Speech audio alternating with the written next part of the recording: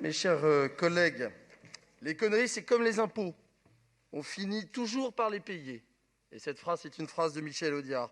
Que dire de votre budget, construit sur le dos des Parisiens, que vous mettez à contribution pour supporter le poids de vos échecs? Paris est devenu une ville surfiscalisée, aux finances fragilisées par une dette folle qui devra être remboursée tôt ou tard.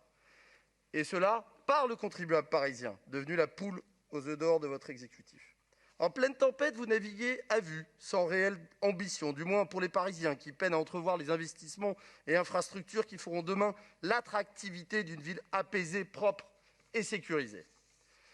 Quelle ne fut pas notre surprise d'apprendre par voie de presse, et c'est encore le meilleur moyen pour se tenir au courant de vos ambitions, que le gouvernement s'opposait à votre demande de relever les frais de notaire, la taxe d'habitation sur les résidences secondaires, ainsi que la taxe de séjour sur les locations Airbnb. Décision astucieuse pour faire revenir les touristes à Paris. Tout esprit normalement constitué en viendrait donc à s'interroger sur votre méthode pour boucler le budget de la ville. Est-il dépendant, oui ou non, des faveurs gouvernementales? Ne serait-il finalement pas fonction de la capacité des Parisiens à payer le prix de votre politique budgétaire? Ces Parisiens qui ont déjà vu leur participation aux services municipaux augmenter de 10% ces dernières années. Le service aux Parisiens s'est-il amélioré dans les mêmes proportions? Nous en doutons fortement.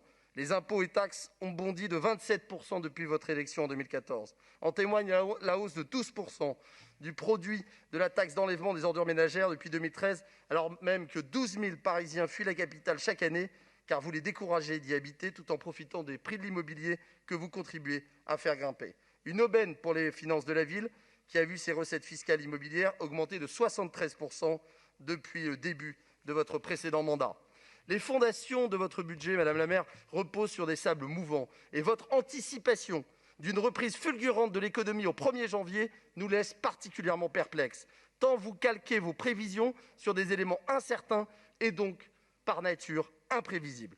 En réalité, Madame la maire, vous vous prêtez à un jeu de dupes, pour le moins déconcertant, car vos ennemis désignés comme Airbnb sont en réalité des mines d'or pour les finances de la ville, et vous l'avez bien compris.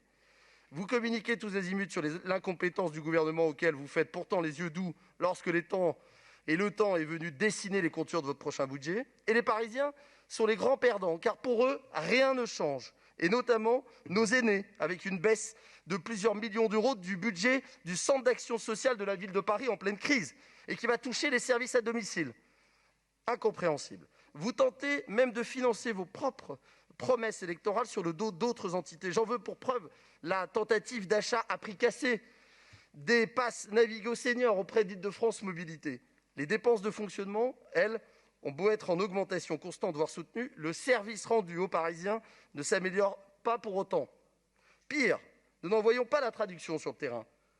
Dans le 17e, le parc Martin Luther King ne bénéficie que de 2 jardiniers pour plus de 10 hectares et d'une surveillance ponctuelle par des agents municipaux. Où sont les effectifs? Où sont les efforts en matière de masse salariale? Nous ne les voyons pas sur le terrain. Afficher cette ambition pour une ville tout vélo est une chose.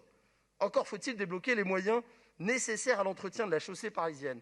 Une ville qui n'a pas les moyens d'assurer l'entretien de ses trottoirs et de ses routes n'est pas une ville en bonne santé. Où sont passés les postes pour les sections territoriales de voirie totalement décimées en matière d'effectifs? Vos équipes n'ont même pas été en mesure d'aménager une piste cyclable dans le nouvel écoquartier des Batignolles, malgré une largeur de chaussée d'une dizaine de mètres. La sécurité des Parisiens fait partie de vos priorités, mais les dépenses d'investissement pour la sécurité des Parisiens diminuent par rapport au budget de 2020. Pourtant, la création de la police municipale ne pourra être source d'efficacité que si ses agents bénéficient d'un équipement complet et de qualité. Votre adjoint s'est d'ailleurs engagé sur le déploiement massif de caméras de vidéoprotection. Mais ce budget ne traduit en rien ces promesses que nous risquons de finir par ne plus écouter. Madame la maire, boucler ce budget est une gageure annuelle à laquelle vous vous prêtez sans mesurer l'impact de vos décisions qui pèsent et pèseront à terme très lourd sur le quotidien des Parisiens, car d'ici quelques années, et ça va arriver très vite, le remboursement de la dette avoisinera le demi-milliard d'euros annuel. Alors, Face à la tempête, vous constatez et subissez l'échec de cette politique par vos marges de manœuvre financières qui s'avèrent limitées, voire inexistantes.